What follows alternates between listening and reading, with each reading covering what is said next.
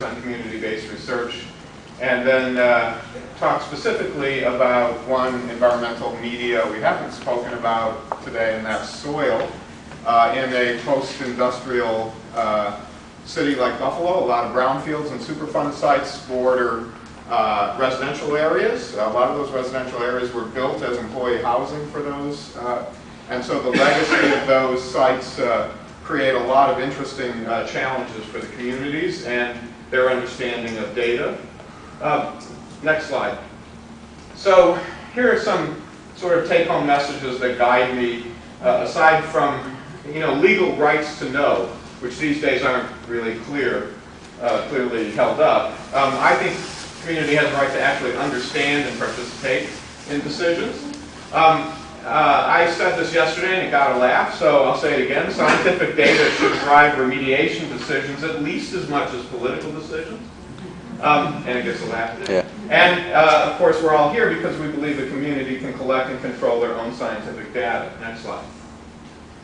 So I'm a professor of analytical chemistry by training, and what I'd like to talk about today is bringing some additional research tools into the community to deal with what I think is a vexing sort of issue. Communities are pretty sophisticated about understanding data analysis, and I'd like to talk about some work based on not just geographic information systems creating maps. We've seen a lot of examples of that. But using geographic information analysis to deal with a particular problem. Next slide.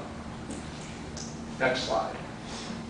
So I have my own set of guidance and rules, and these are rules that I use with students who are working in the community, and the last three are for the data geeks among them, that get the data, interpret the data, and make decisions and make recommendations. The third point, I always tell people about consulting the community. That's a reminder to me because my mother always told me I could talk a lot, but I didn't listen very well. Next slide. So we'd like to develop toolboxes, and besides the need for real access to scientific data, and we've seen a lot of that, I'd like to talk a little bit about the use of geographic information, which is becoming a much more widely utilized tool in citizen science. Next slide.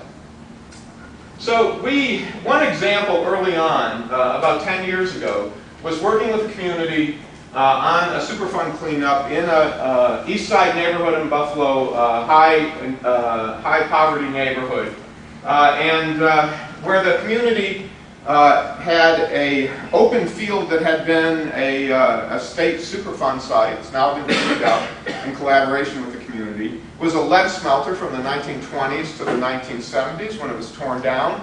And that community is in the zip code in New York with the highest child blood lead levels in New York State. So the community reasonably asked us, what's the nature of the residual lead pollution?